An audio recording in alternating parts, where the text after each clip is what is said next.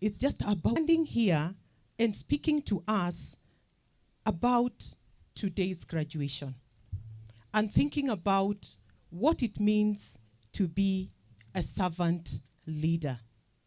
What it means after we have gone through this class. What next? We have had so many things, and every person who came here stood and spoke. I felt they were picking, some witnessing the culmination, your sacrifice, and growth. We are not just celebrating a ceremony, but today we are celebrating a profound transformation. To the parents, to the guardians, and to family, thank you for your tireless support and your unconditional love.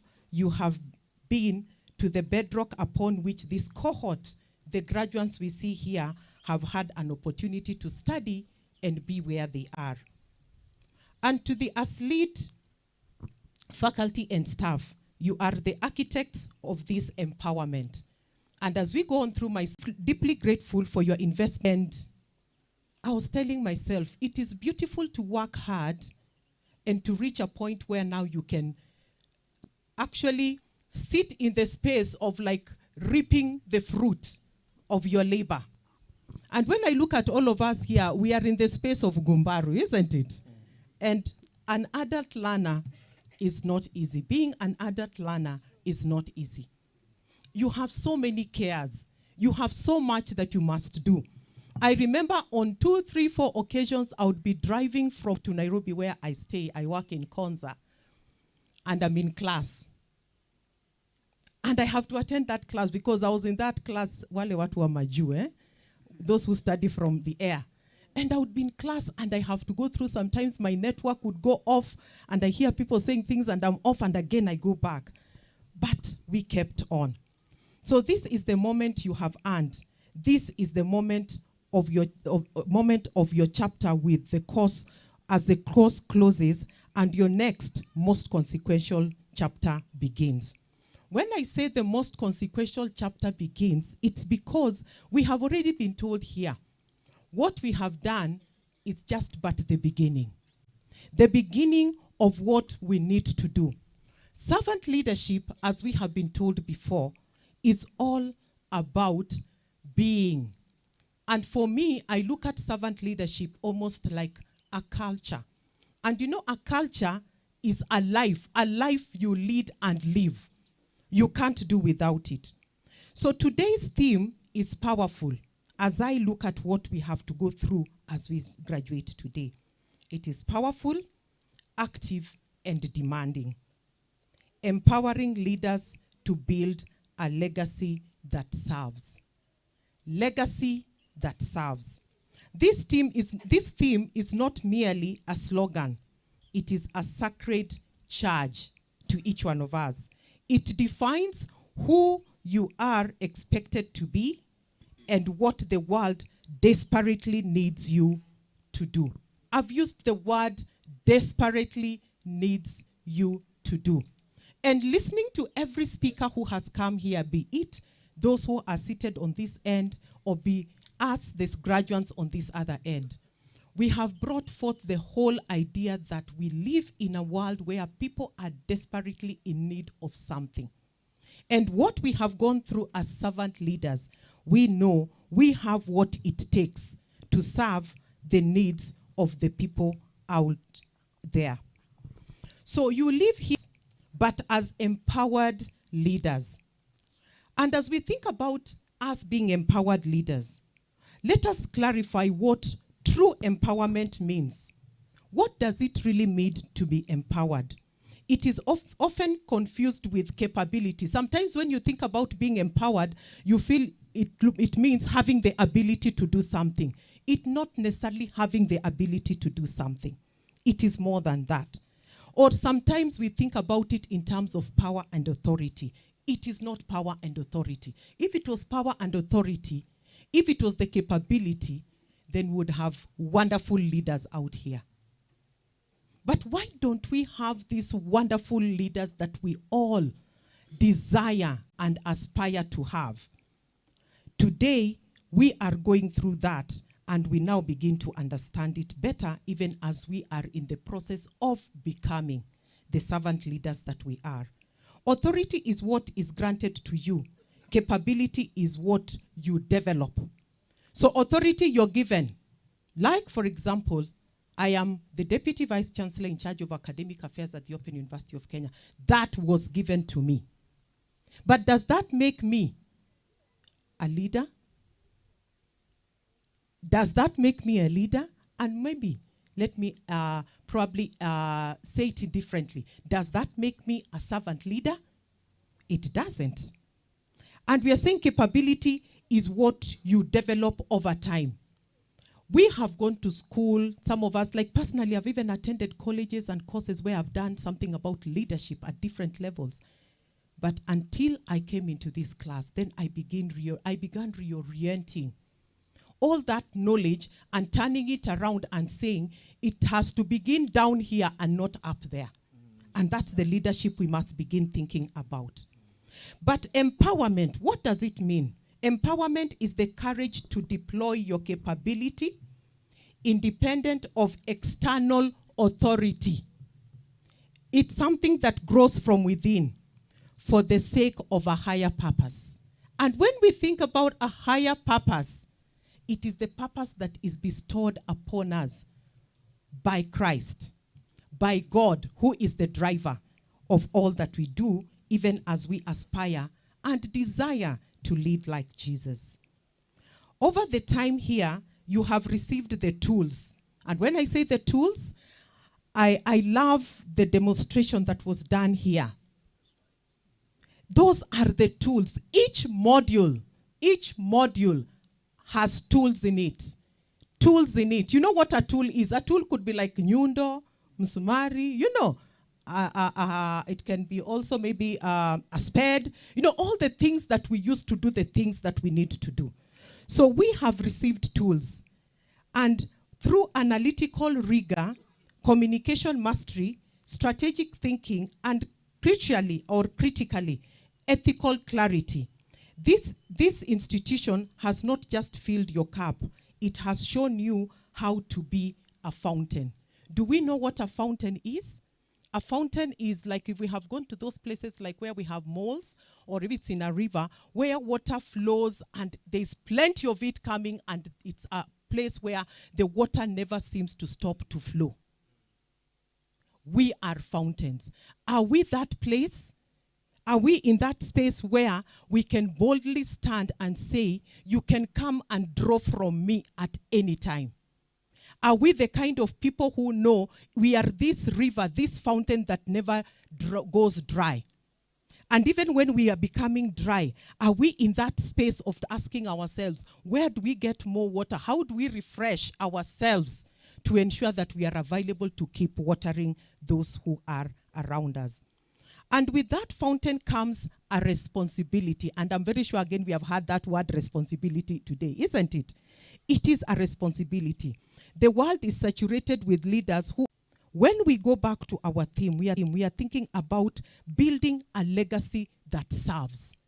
What does it mean to build a legacy that serves? It means we must continue walking within that space where legacy as the momentous we leave behind, the buildings, the fortunes, the titles, and all the property we get is not anything that we should look at. However, legacy or true legacy is that situation or a position where one serves.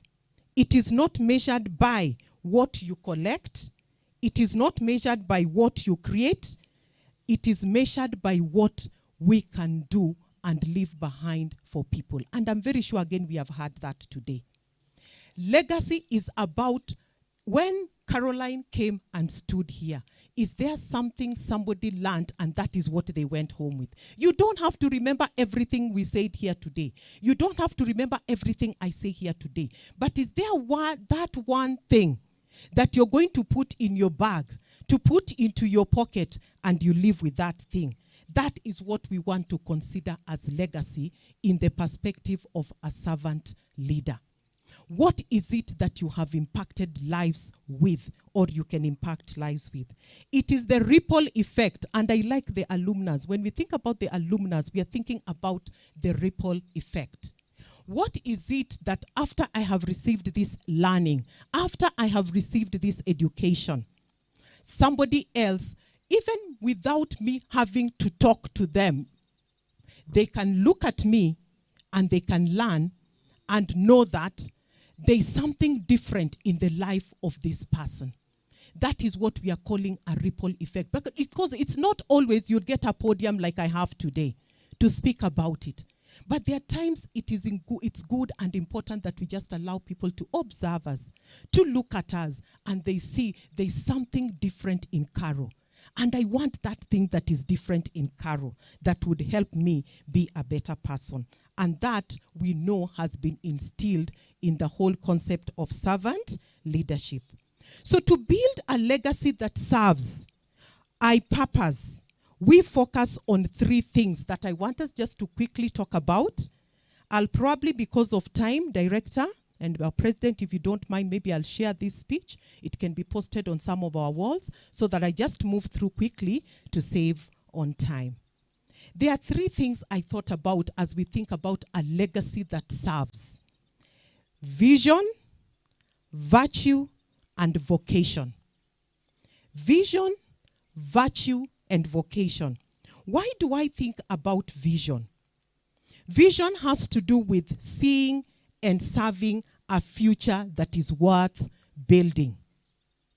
We see into the future. What do we see as servant leaders? What do you see?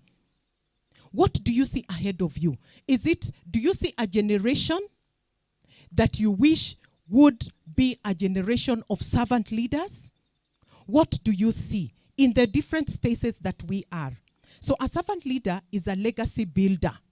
We must get to that point and refuses to be tapped into short-term wins. We want to see long-term wins. How far can we see?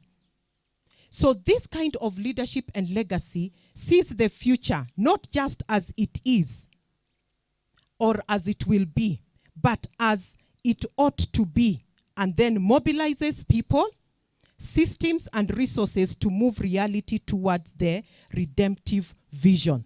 So we are the people who are going to move us to that space. What is your vision as that leader? The servant leader legacy test, I thought about this.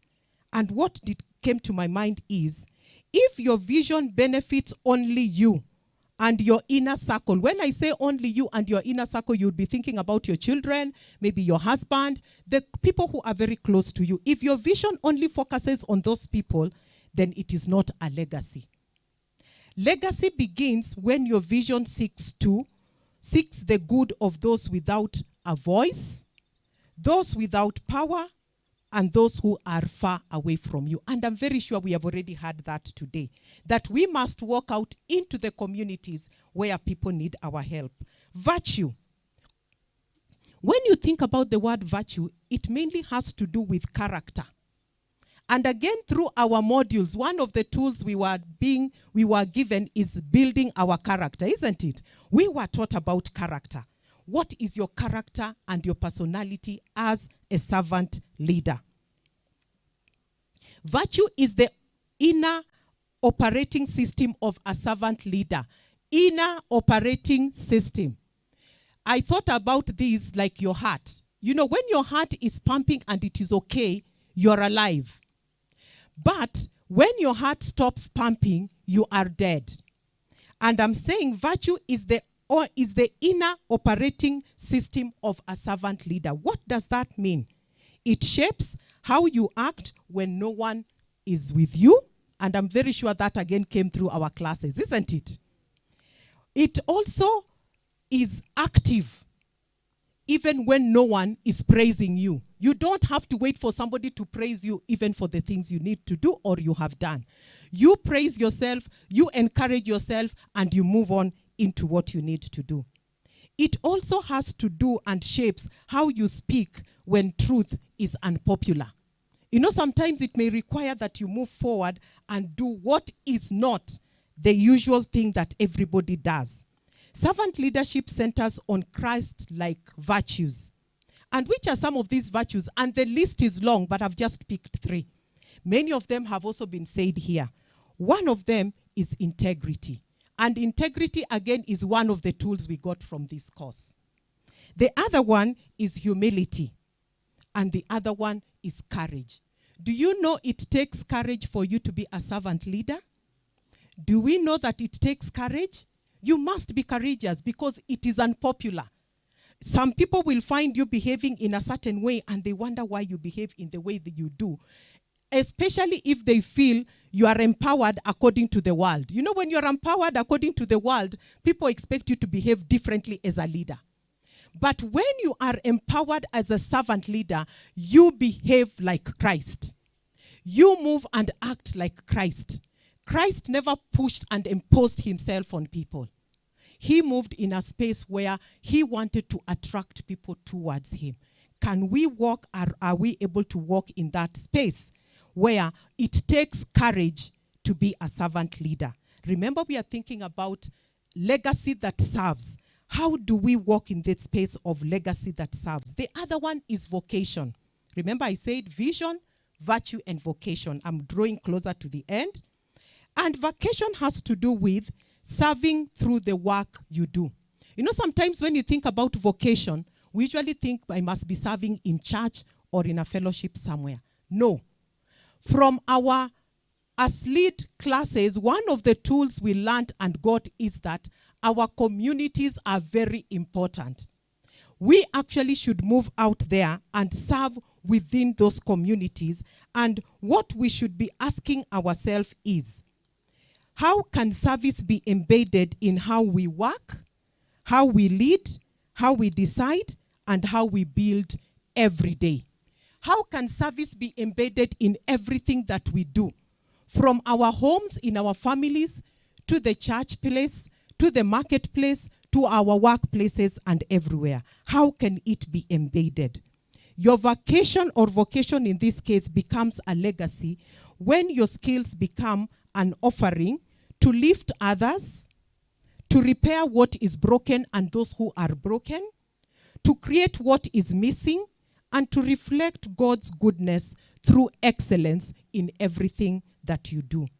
Legacy is not a story to tell others about. Legacy is what people see. Legacy is what people will say when Carol is long gone. That is what is legacy. And how can I ensure that even long after I am gone, my name will remain on the lips of people? It is what I do. And servant leadership teaches us that. What we do, how we talk, how we walk, how we behave, it is our life. It is a being. And no wonder we are told all the time through the classes, servant leadership is a process of becoming. And for me, that is one thing I always sleep and talk. Even when I make a mistake, even when I feel inadequate, I tell myself, Carol, you are in the process of becoming. Reminding yourself every day and perfecting it. Reminding yourself every day and perfecting it. We will get there so that we can be counted among those who will have left a legacy that will remain on people's lips. So as we get to the end of this and close, because of time, I'll share this. What we are saying is this. To our graduating class, your education is not a finish line or this particular certificate. My sister from Western, Ule wa Salamu, Kibali, yes, that name, Kibali. This is not the finish line. My mom, there, that is my mother. By virtue of her age, she's my mother. This is not the finish line, Mom. And in that diploma class, I pray that God will grant me time and space within my other busy schedule that I will be able to teach you that diploma class physically. You have requested. And I pray that we also get that opportunity to also teach it physically so that many like Mom there can also get the opportunity to learn. It is not the finish line. It is just the beginning. Every time even in my workplace, I always encounter new things. And when I encounter a new thing, I ask myself, Caro, you have been working all this time in this space, but now you have encountered something you don't know. What does it tell me? Go back to class and study. I study. I go to school. I am learning many other things even away from these courses that we are doing here. Why? Because, and I remember from Kibali's team, they said the L stands for learning, isn't it? Let us keep learning. It is not the end. It is a starting point or a platform. You have been equipped not merely to succeed, but to serve. You have been empowered not for comfort. Not for comfort, but for consequence, for impact. You have been educated not for personal gain and personal self-esteem, but for the global good. The world does not need more leaders who chase titles. It needs leaders who carry towels. And the towel story here and philosophy was told very well, isn't it? By one of us. It needs leaders who actually can carry the towel. It does not need leaders who seek the spotlight so that you're seen, so that you are heard. No, it doesn't require that. It needs leaders who bring into places where it's long forgotten.